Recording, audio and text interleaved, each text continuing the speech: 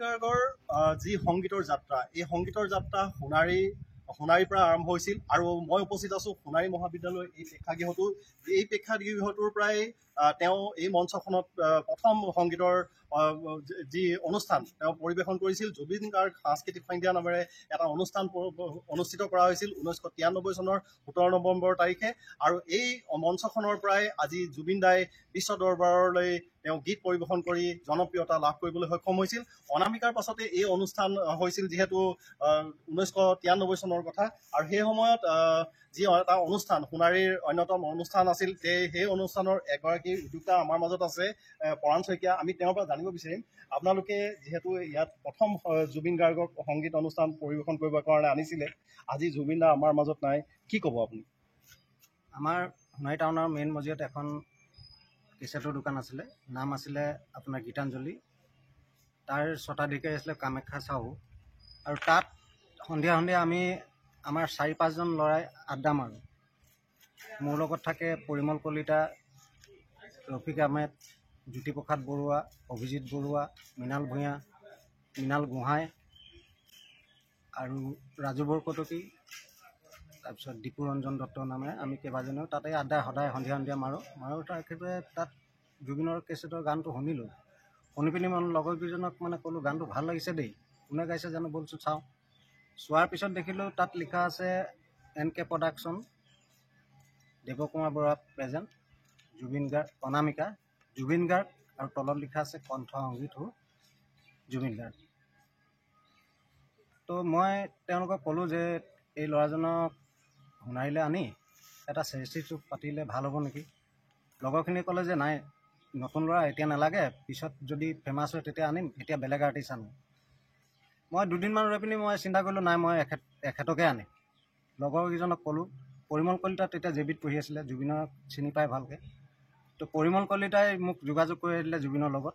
জুবিনৰ ওচৰলৈ আমি গ'লোঁ, গৈ পিনি কথা পাতিলোঁ। পতাৰ পিছত তেখেতে ক'লে যে মোক একো পইচা পাতি নালাগে, আপোনালোকে গাড়ী আৰু হেণ্ডছৰ খৰচটো দিব। আমি চিন্তা কৰিলোঁ, ঠিক আছে আপুনি আহক আমাৰ সোণাৰীলৈ। আমি নিমন্ত্ৰণ দি আহি পিনি ইয়াত টিকেট ছপালোঁ।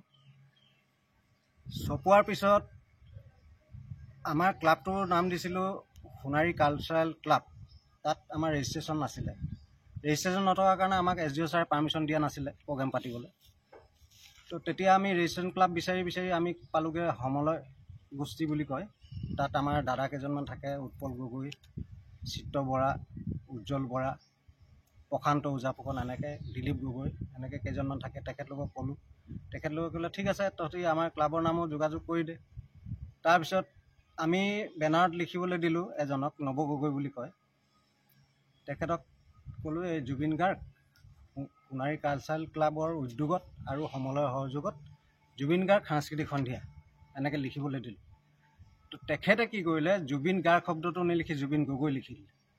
পিছত যেতিয়া বেনাৰত চাইছোঁ, কেলৈ লিখিলে এইটো, বোলে জুবিন গাৰ্গ শব্দটো ক'ত পালেগৈ, জুবিন গগৈ হ'ব।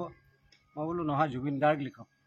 তো জুবিন গাৰ্গ এনেকৈ আপোনাৰ বেনাৰ আকৌ বদলাই মেলি লিখাই টিকেট বিকিলোঁ। বিকি মেলি আমি অলপ পইচা উঠালোঁ। উঠোৱাৰ পিছত তেখেত 1993 চনৰ 17 নৱেম্বৰত আমাৰ ইয়ালৈ আহিলে।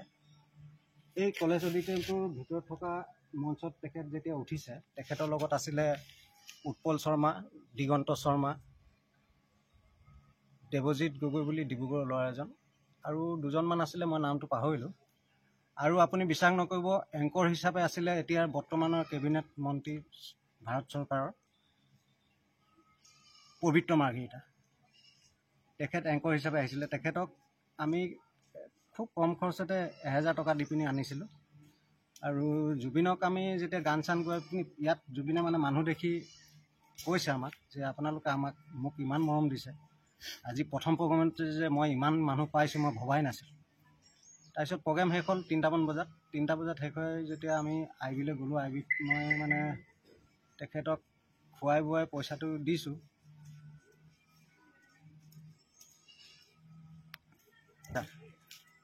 তেখেতে হাঁহিছে, কাৰণ 6000 টকাত নহয়, তেখেতৰ ধৰি লওক অহা যোৱা খৰচ নাই কমেও আপোনাৰ 15-16 হাজাৰ টকা খৰচ হৈছিলে। তেখেতে তাতে মানি পিনি পুৱা 6টা, 6:30 বজাত ইয়াৰ পৰা গুচি গৈছে।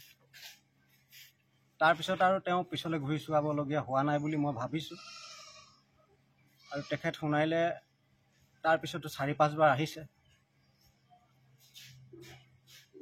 তেখেত ইমান জল্দি যাব বুলি ভবাও নাছিলোঁ, আৰু তেখেত সদায় আমাৰ অন্তৰত হৃদয়ত থাকিবই, সকলো অসমীয়া অন্তৰত থাকিবই। যদি ইয়াত কিবা ৰহস্যজনক কিবা আছে, সেই তাৰ তদন্ত হ'ব লাগে।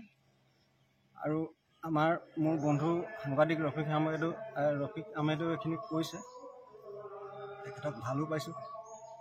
আৰু আজি তেখেত এতিয়াও আহিব এনেকুৱা লাগি আছে। হয়, যথেষ্ট নষ্টালজিয়া হৈ পৰা দেখিবলৈ পোৱা গৈছে, যিহেতু এই মঞ্চখনৰ পৰাই আচলতে জুবিন গাৰ্গে প্ৰথম সংগীতৰ যাত্ৰা আৰম্ভ কৰিছিল। আৰু মাত্ৰ 6,000 টকাতেই জুবিন গাৰ্গে প্ৰথম সংগীতানুষ্ঠান পৰিৱেশন কৰি আজি বিশ্ববাসীৰ আগত তেওঁ নিজৰ পৰিচয় দাঙি ধৰিব পৰা এই মঞ্চখন এখন খুব গুৰুত্বপূৰ্ণ, যিহেতু এই মঞ্চখনৰ পৰাই প্ৰথম এই সংগীত শিল্পীগৰাকীৰ যাত্ৰা আৰম্ভ হৈছিল।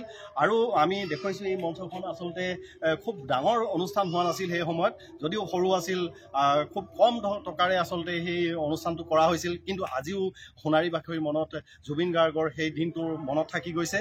আৰু জুবিন গাৰ্গে যিহেতু কেইবাবাৰো সোণাৰীৰ বিভিন্ন অনুষ্ঠানলৈ আহিছিল, আৰু সেই অনুষ্ঠানসমূহত পৰিৱেশন কৰা আজিও দিনবোৰ চিৰ যুগমীয়া হৈ থাকিব, আৰু জুবিন গাৰ্গৰ এই দিনসমূহ সোণাৰীবাসীয়ে সদায় মনত ৰাখিব।